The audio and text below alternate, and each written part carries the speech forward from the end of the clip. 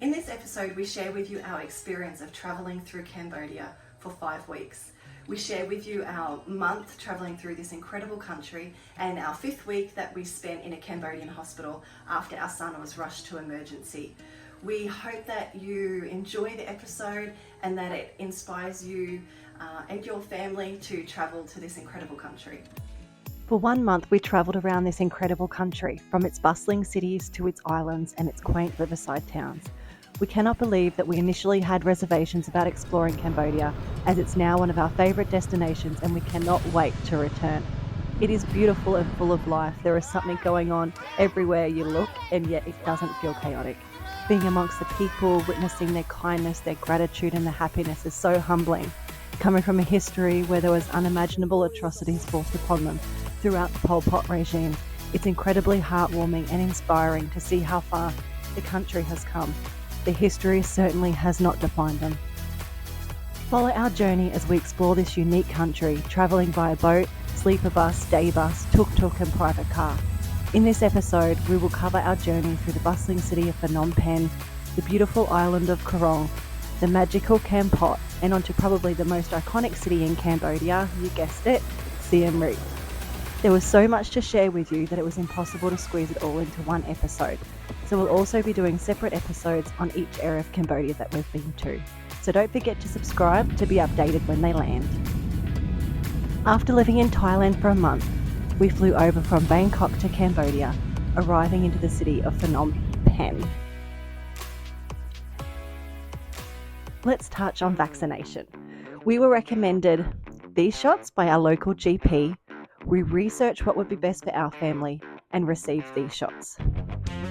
Our visa on arrival was very straightforward. Our little Summer taking another nap, the life of a baby. We'll generally always get our SIM cards organised at the airport, and may not be the absolute cheapest way, but it is the most convenient. And when you have little ones, it's sometimes best to take convenience over price.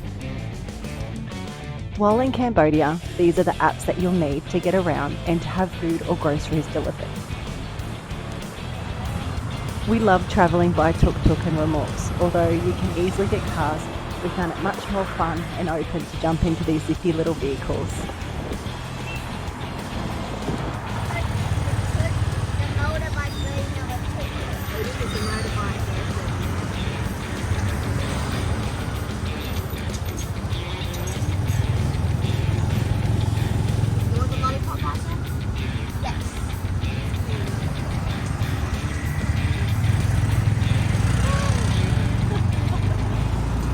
After spending 4 nights in Phnom Penh, we then made our way down to Sihanoukville via private transfer, which cost us $70.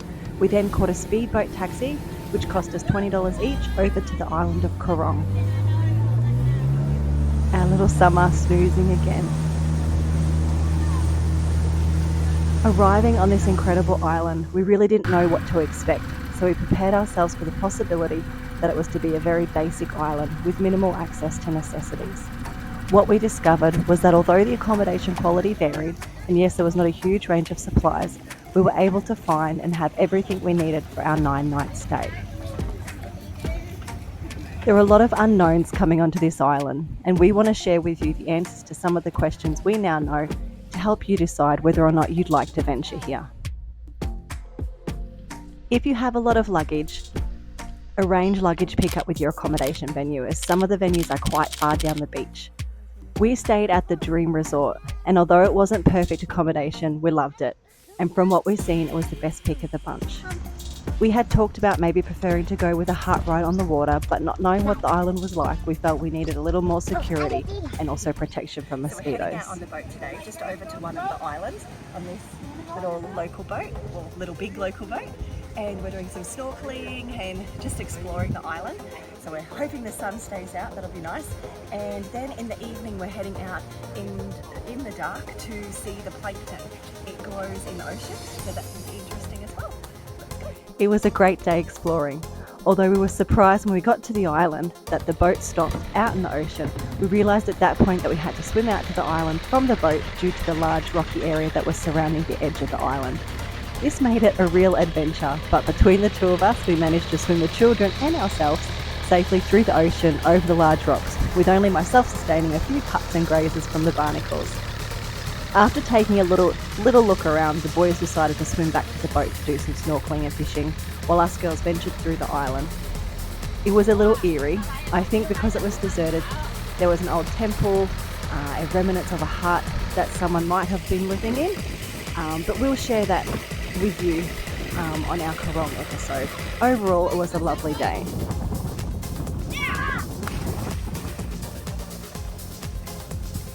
And next was our trip out to see the plankton.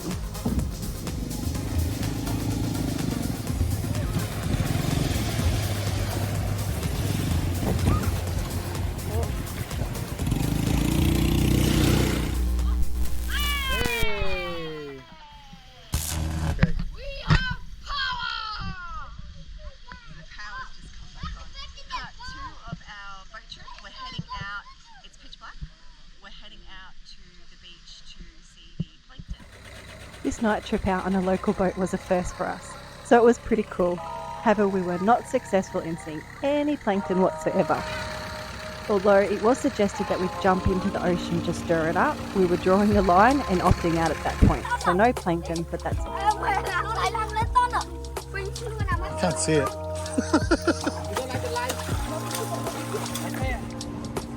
You enjoy the plankton, Mummy?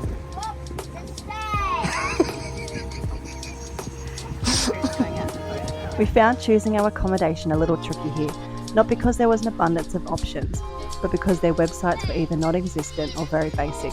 We had to be guided by others' reviews, and due to this we found it safest to just book 4 nights first to check it out. As it turns out, our gorgeous villa at Dream Resort was set back just a little from the beach, with its main dining and bar right on the water. We could hear the ocean and had beautiful views. In Australia, you'd easily pay $300 plus a night for something similar to this. One of the things we value travelling as a family is witnessing our children make connections with other kids from different cultures and different backgrounds, learning about other ways of living and forming worldview perspectives. I see, yeah.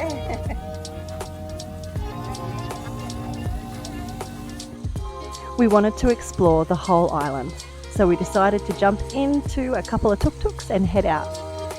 Our first stop was a little Buddhist temple. It was being expanded, so there was a lot of construction going on around it, but it still had a Zen vibe about it, as most of the temples do. Some of the roads on the island are smooth, and some are a little off-road.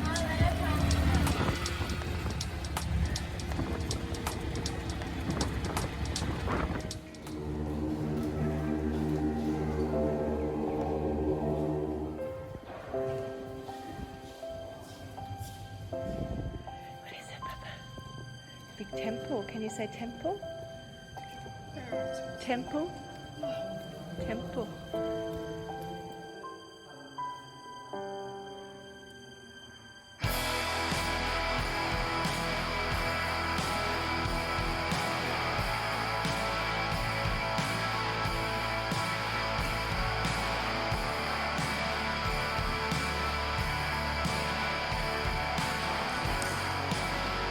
We come across another swimming beach on our day trip.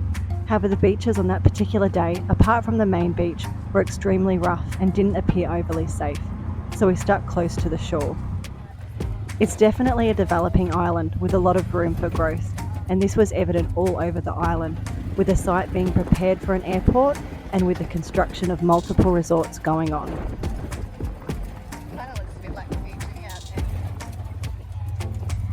You can arrange water sport activities like jet skiing and banana boat rides off the main beach of the island, and day trips were easy enough to plan. And don't be afraid to negotiate prices. Same, yeah.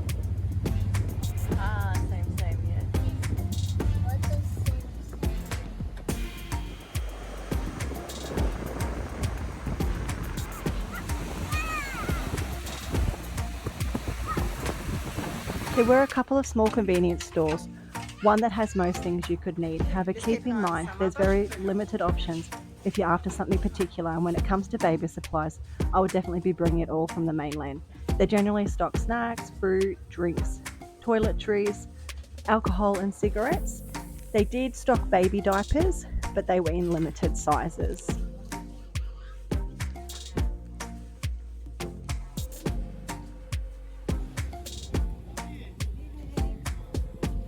This was our favourite spot to dine, a chilled little place which was right next door to us and right on the beach.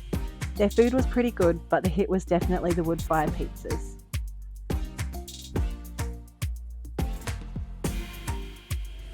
Go pizza? We were told that in the high season there's a vibrant party scene. However, apart from the people eating out and having a few drinks, there was no real partying going on, which meant we could comfortably eat out late, grab dessert, and enjoy the waterfront in complete peace. So depending on what type of scene you prefer would depend on if you were to venture here in the low or high seasons. As you can see, the prices in USD were very affordable. And most of the restaurants here are situated along the beachfront, which makes for a nice, open and relaxed atmosphere. We made some lovely friends on the island, and our original 4-night booking quickly turned into 9 nights. The kids left their little friends with a couple of caps and Fiji shirts before we grabbed our backpacks and walked along the waterfront one last time to catch the water ferry back to the mainland. You want one? Might be a bit too big.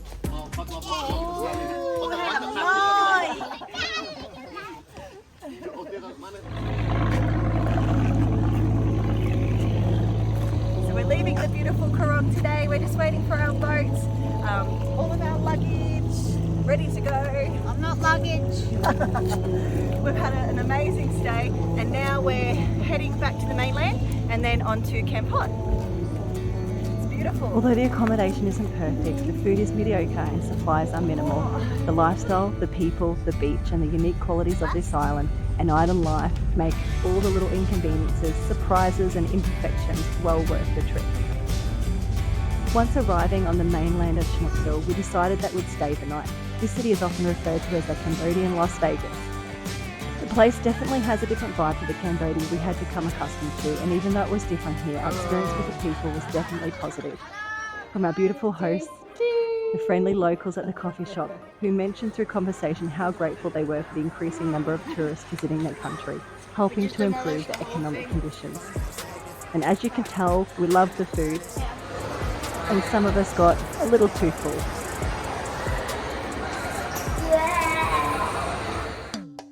From Sihanoukville, we arranged a private transfer to Kampot along a very bumpy road, taking approximately 3 hours and costing 60 AU. I think we totally underestimated how much we would enjoy this little place. It's such a quaint and magical riverside city. Beautiful food, bustling markets, magical sights to see. We stayed at the Moon Kampot boutique in a cozy little family cottage that cost us 158 US for 5 nights. We loved it so much that we extended our stay for another 3 nights at a slightly discounted price. We found it to be a convenient location. They also have an incredible day spa on site, where as guests we received 50% off already amazingly priced treatments. And within a 2-minute walk, we had our gym and coffee shop. Within a 10-minute walk, we had numerous restaurants, cafes and convenience stores. Come to simple things if you're vegetarian, or like pizza, or waffles, or any other stuff you like.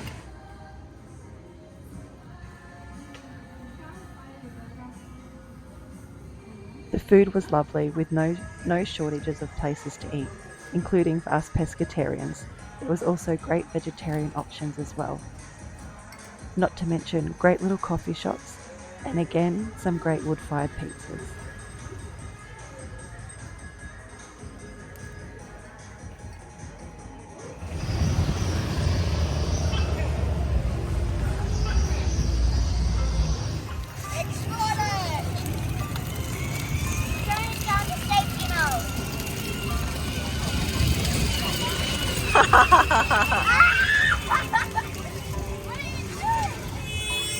This is insane.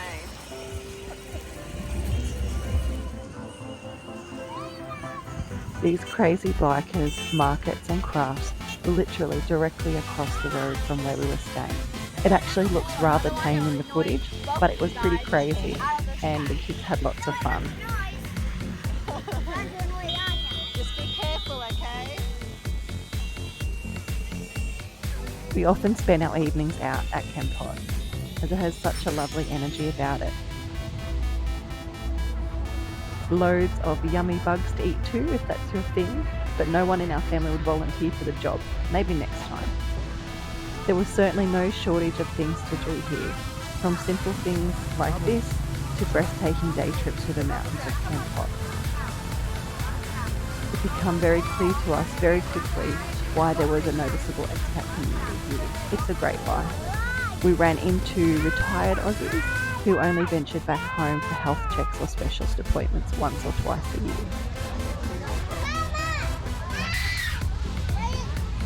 Hard getting in there, Isaac? Those little bits, yeah, same with Elijah. Oh yeah, it's definitely hard. Hey Dad, what's this? I don't know. Dad, what's this? I just pulled like a bunch of Like a juice. $2. Right. I would have been heavy. What does it taste like? They put Pectos in it. Try it. Wow, this is actually... Are they cold? Wow, look what Summer, you want to try one? it looks like it just came off an oven, doesn't it? It looks like condensed milk. You want to try it? There's condensed on there. Try it. Now it's steaming.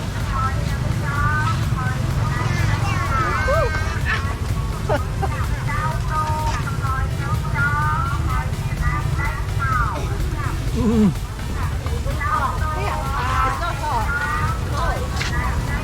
Hey.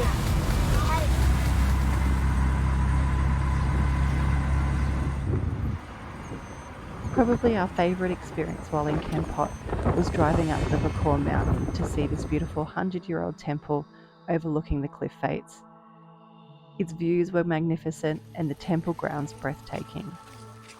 We couldn't help ourselves. We opted for a tuk-tuk to take us on the journey up the mountain.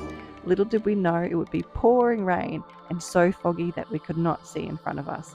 At one stage we had to pull over at what seemed like a massive deserted resort that once upon a time I imagine would have been very grand in its day. We stayed there and ate lunch to give the fog time to clear, but it didn't clear. The mountain is approximately 3,500 feet high and you are literally up in the clouds. The area was developed by the French in 1922 and was a resort location for affluent French colonists. And although we got to explore the main attraction, there was still plenty of abandoned French-influenced sites that we didn't catch due to the weather. But what an adventure. It was so peaceful and so serene.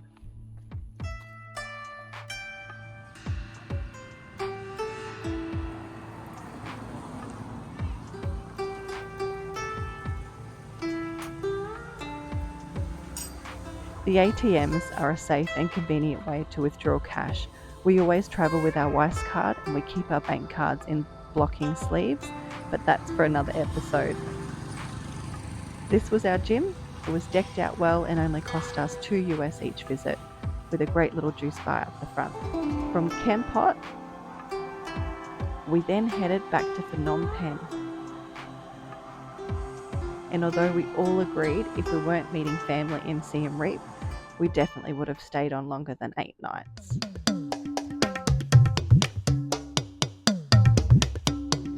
So I've just finished my workout. It was a quick half-hour one this morning, and I'm just heading down for brekkie. I know I said I was going, but I just wanted to share with you where we're staying. We're staying for 3 nights, and the cost was around 120 AU, so really reasonable. And you can see it's got all the facilities. It has a sauna and a steam room as well. And we have a family room. So I'm just catching the lift down for brekkie. So we have a family room which has 2 double beds, obviously full bathroom, toilet, beautiful view of the city, all for about 120 for three nights. So we feel that's really reasonable. It's in a good location, and from the moment we stepped off the plane at the airport, we've felt safe. There's not been a moment yet where we haven't felt safe.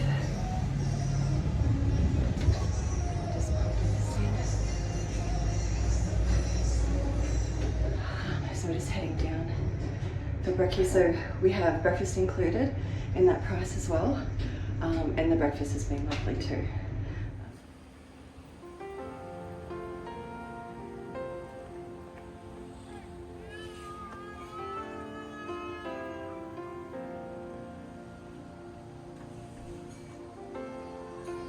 National Museum. Let's go. Is in here. Giant statue, probably statue. What about The museum in Phnom Penh was very interesting. There was lots to look at, lots of historic monuments. Not a place you'd stay all day, but a good couple of hours is enough to leisurely stroll through.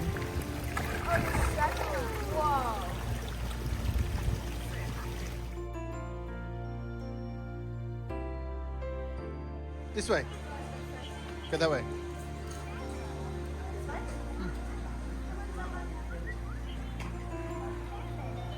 The central markets in Phnom Penh were large, with a variety of clothes, textiles, toys and goods. I must admit though, I always prefer outdoor markets over indoor.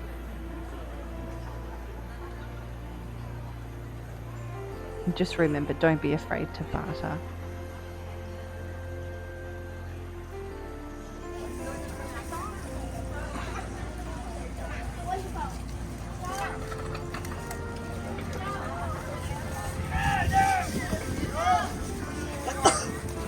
Bless you. the lawnmower? Shopping.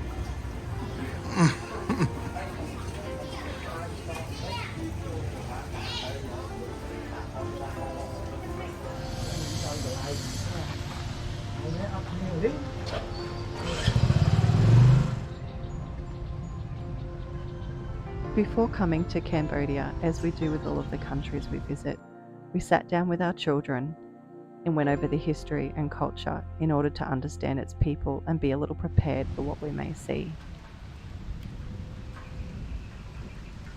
The story of what the Cambodians went through 45 years ago that led to the death of 1.7 to 3 million people during the Pol Pot regime is truly devastating. Reign of terror, known as the Killing Fields. Even reading about it was enough to bring me to tears. Stories of parents being forced to watch their children's lives being taken away from them, newborn babies being smashed up onto the sides of trees until they lay lifeless. Since these horrors, there have been documented cases of female victims of the regime losing 100% of their eyesight, with no explanation whatsoever. The studies into this phenomenon could only suggest that these effects were due to the horrors that they had endured, a coping mechanism to be able to live on. A dictator from 1976 to 1979 enforcing his government, the Khmer Rouge, to implement unimaginable living conditions and the torture and murder of millions of its own people, including a handful of expatriates, including entire families, innocent children and babies. Pol Pot was ultimately never held responsible for these atrocities, dying a free and apparently unrepentant man in 1998. If you decide to visit these sites, be prepared for the heaviness that you will feel. From Phnom Penh, we travelled 5 hours via private car onto Siem Reap, arriving just in time to pick my mum up from the Siem Reap airport, who'd come all the way from Australia to meet us. We were so happy to see her and so excited to share our beautiful adventure. After getting settled in, we started with the historic temples. I'm sure you've heard about the famous Angkor Wat in Siem Reap. We did 3 full days of temples and it was absolutely amazing. It cost us $62 USD per adult for our tickets and kids were free. You can also purchase 1 day and 7-day passes. I think the 3-day was perfect for us. You will have to purchase your tickets though from the Angkor ticket office. They're not available at the temple sites. We also paid for a guide, which was definitely money well spent, and we could highly recommend doing this. Angkor Wat was originally constructed as a Hindu temple dedicated to the gods Shiva, Brahma and Vishnu. The city of Angkor served as the royal centre from which a dynasty of Khmer kings ruled one of the largest, most prosperous and most sophisticated kingdoms in the history of Southeast Asia. From the end of the 9th century until early into the 13th century, numerous construction projects were undertaken, and the most notable of which was Angkor Wat. Construction is believed to have spanned some 3 decades. This shrine was then transformed into a Buddhist temple at the end of the 12th century. The 5 central towers of Angkor Wat symbolise the peaks of Mount Meru, which according to Hindu mythology is the dwelling place of the gods. The vast religious complex of Angkor Wat comprises of more than 1,000 buildings, and it's one of the great cultural wonders of the world. Angkor Wat is the world's largest religious structure, covering some 400 acres. This 8th wonder of the world is out of this world. Its history and its architecture just draws you in.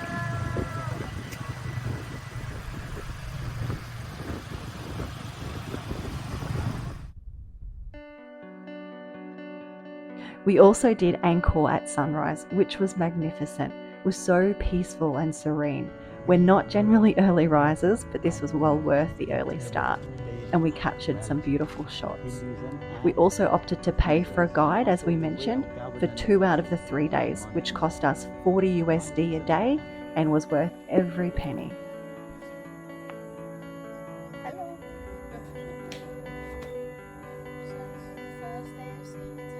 And this is us still waking up.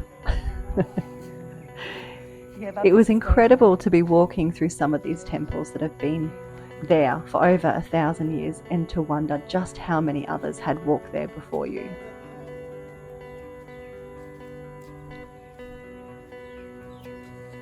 But having a guide allowed us to get around more easily without getting lost. He was also very knowledgeable on the sites and the history of Cambodia, which gave everything more meaning.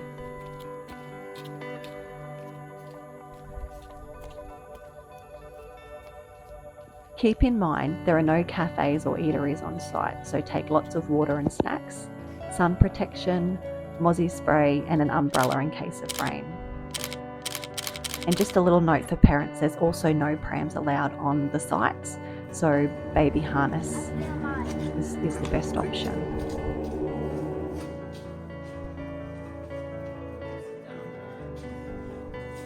It's our favourite Zen den. Here we are receiving blessings from a Buddhist monk who placed protection bands around our wrists, which should be left to break naturally, and 6 months on, we still have them fully intact. But again, we'll be doing a separate episode dedicated just to Siem Reap and these incredible historic sites, as it's just been impossible to get everything into this one episode.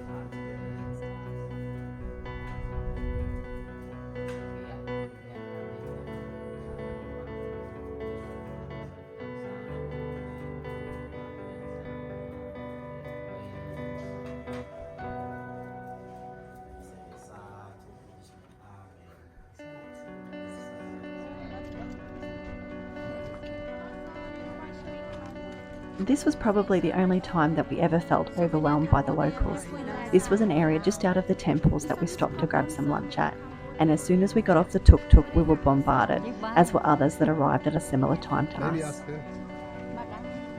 We did end up buying a little trinket, but after this experience we spoke to our local friends and explained that we wanted to go somewhere where the locals go for lunch, and they took us to this little Wairong close by.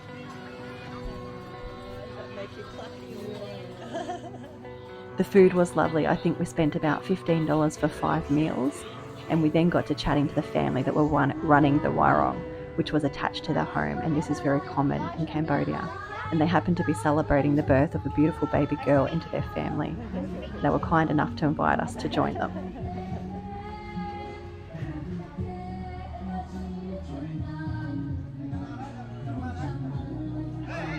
So the children played and the adults enjoyed a little karaoke. And I think they were just as curious about us as what we were about them. It was a great afternoon, and the experience was something we weren't expecting.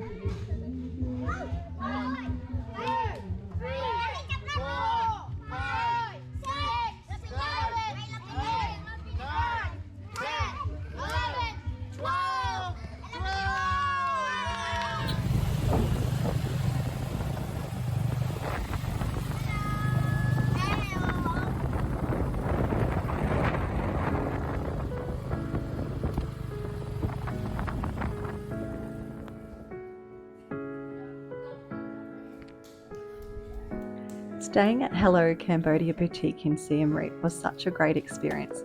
And apart from the lovely locals that worked and lived on site, we had the whole place to ourselves. A beautiful rooftop pool, a cosy little 2-bedroom apartment which had beautiful views of the sunsets in the evening, and a beautiful traditional Cambodian architecture throughout. Not to mention the beautiful hospitality of everyone who worked there. We made some beautiful friends here.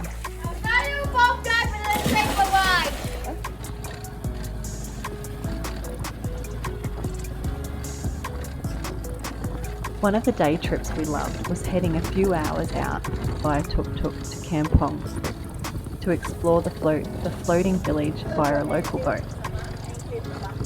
As you can see, there's lots of red dirt and mud getting out here. Remember to take lots of water and repellent.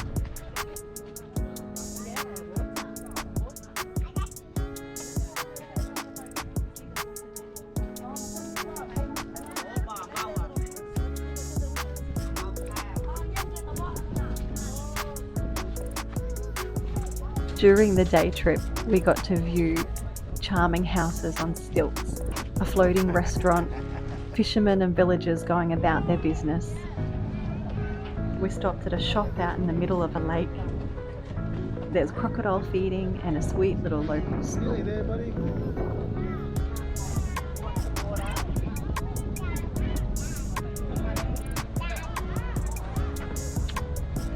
You want to drink more water?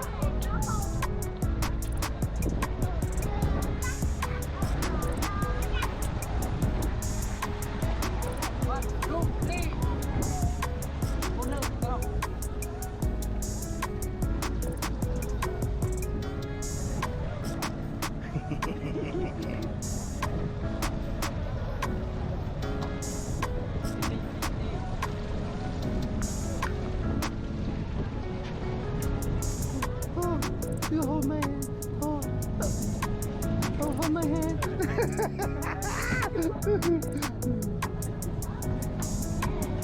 Hello. These boys are always teasing each other. This is Mala, who started as our driver, but quickly we all became great friends and we still keep in touch.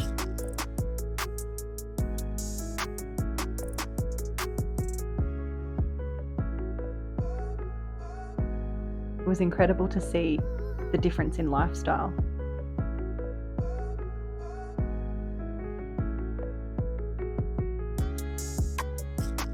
This is the shop in the middle of nowhere.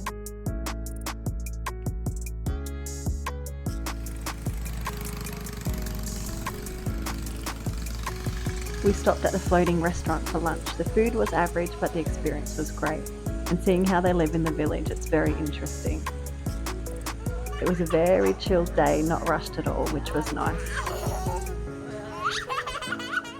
Sometimes when you do day trips, they can feel a little bit rushed, but it was definitely not rushed. High five.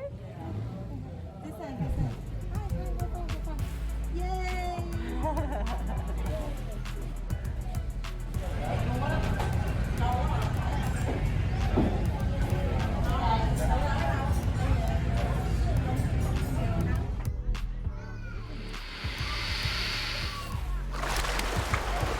Here's the crocodile feeding, so you can feed the crocs as well, if you like. I know the boys really love this. Made me a little nervous, to be honest.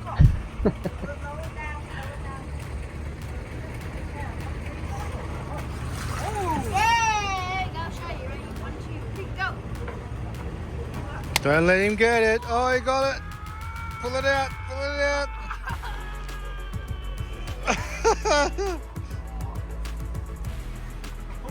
Did that fall in?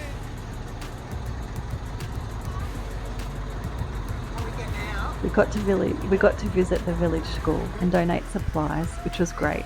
It started pouring with rain though not long after we arrived, so we were drenched. But we had fun and the children were so sweet. If the weather had been better, I think we would have stayed much longer. But being on a little boat, we didn't want to get stranded. So our visit was relatively quick.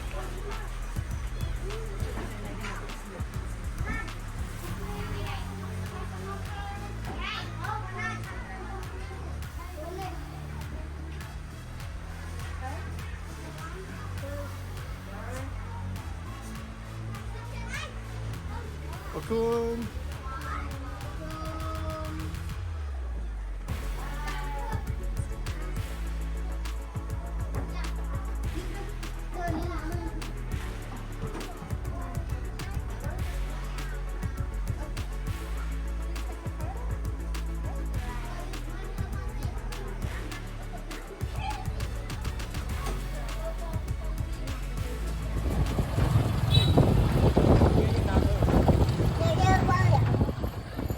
On our way back from the village and school's out for the day, off home, and the children always seem so happy.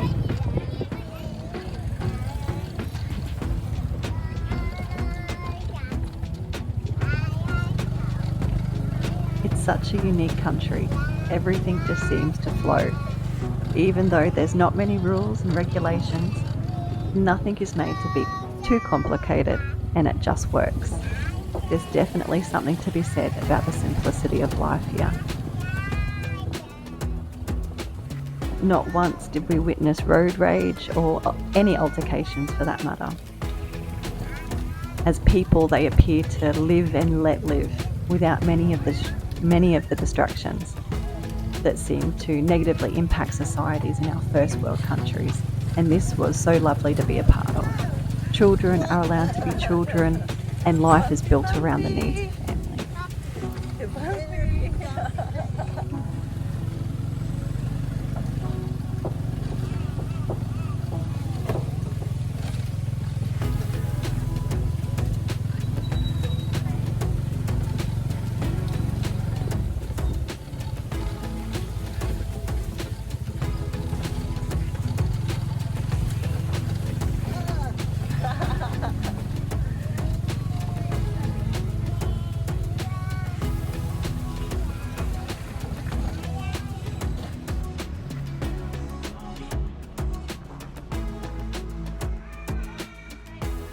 The Landmine Museum is located inside the Angkor National Park, and the boys loved it here.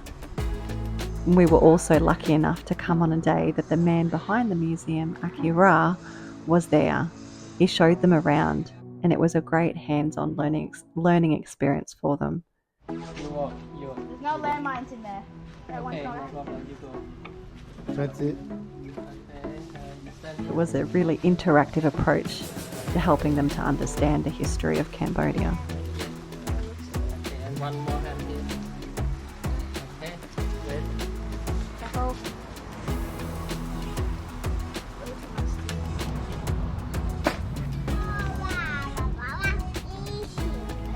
We also popped into the butterfly sanctuary, which was another great hands-on learning experience for the kids. Not somewhere you'd spend a long time at, but great for anyone who loves butterflies or loves animals. Tiger. Oh, look at this one.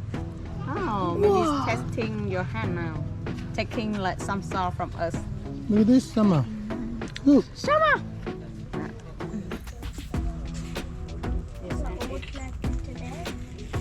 No, that one is in first. And move it there at second. Yes. The butterflies come out. They wait around 30 minutes or 1 hour. Wow. And then they will Bye dry, and they can fly out. But normally they don't. And this was us keeping fit. This was a little gym that was close to where we were staying at the Hello Cambodia boutique. Just a simple gym that offered boxing classes, so it was great. And just touching on the elephant experience in Cambodia, we spent a month in Thailand prior to coming to Cambodia, where we visited an elephant sanctuary, walking, feeding and washing these amazing creatures. So we didn't pursue this in Cambodia, but my mum did, and she was very pleased with the experience at the Cambodian Elephant Sanctuary in Siem Reap, and this is her footage. They're such incredible creatures. We highly recommend going to the sanctuary to see them. And the traditional Cambodian circus was actually really well done. It really surprised us, and it kept the whole family captivated from start to end. We even got to meet the crew and get a picture with them, which was really cool.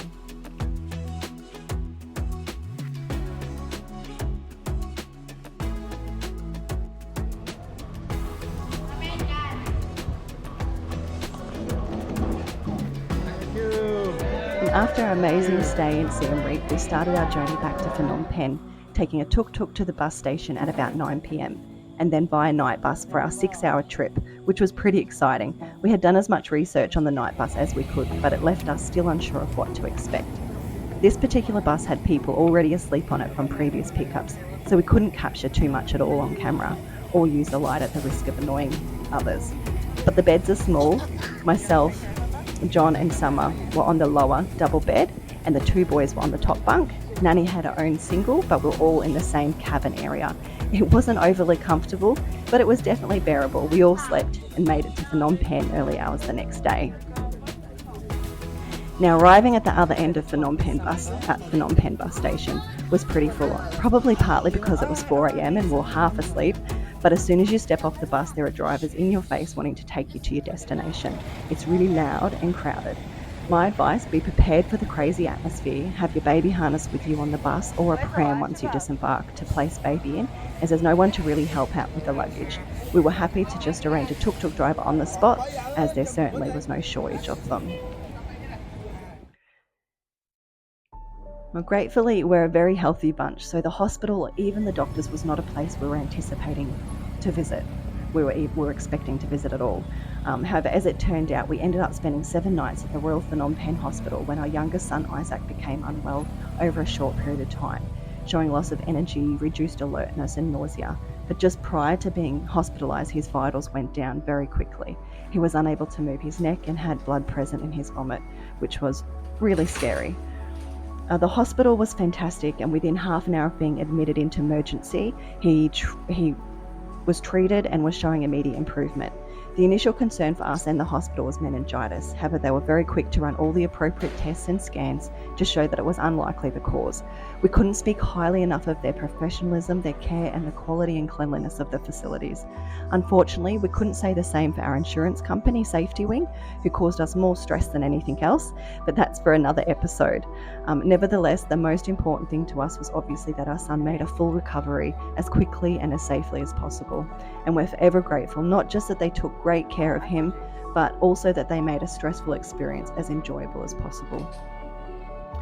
We all camped out in his hospital room until all hours, which was thankfully fully equipped with a private kitchenette, a lounge area and ensuite. We often took over the halls to stretch our legs and help Isaac to get some exercise. No matter how many questions we threw at them, they were always polite and thorough. And during this time in hospital, we also had to extend our visas and move house, not 1, 2, 3, but 4 times. Needless to say, we become very experienced in Phnom Penh accommodation. On the occasions that we had to tend to moving, Isaac always had either John or myself with him by his side at all times. Extending our visas for another month was thankfully very straightforward and took approximately a week. There was a little business just outside the hospital that took passport photos, which was handy for the visa extension applications. This has definitely made us more particular with our travel insurance, as these kind of emergency stays can leave you thousands out of pocket.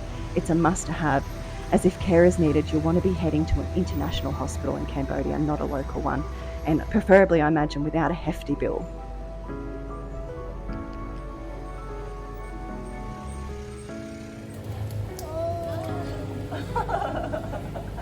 When the fish jumps out of the pond, this was another great little Koh right next door to our last home in Phnom Penh.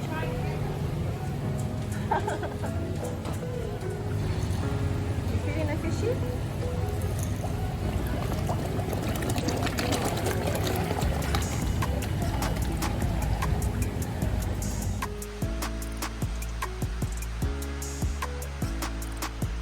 A single visit to the local gym, just $3 USD.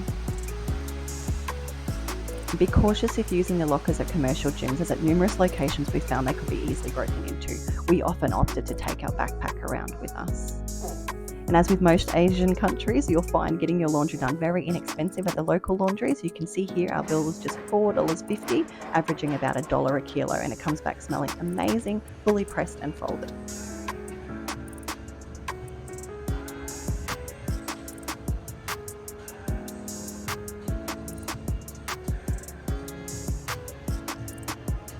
Our favourite co-working play space, Play Cafe in Phnom Penh.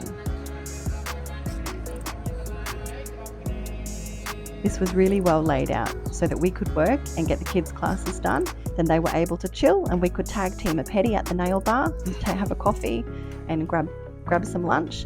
Although the price of food was a little more than usual, they served a great coffee and a large range of different meals.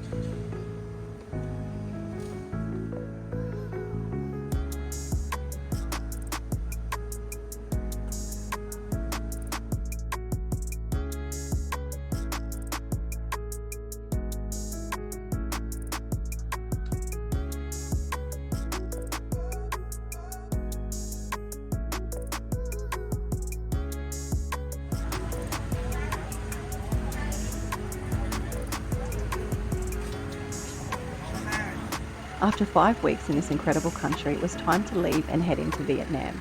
We opted to go via day bus, which was a 7-hour drive with one brief toilet stop and a brief stop to take all of our luggage through customs, and then straight through to Ho Chi Minh City.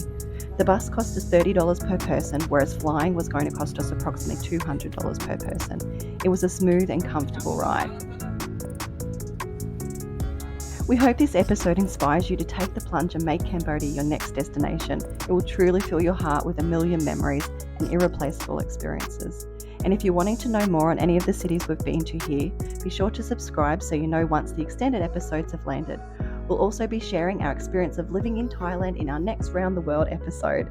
Thanks for joining.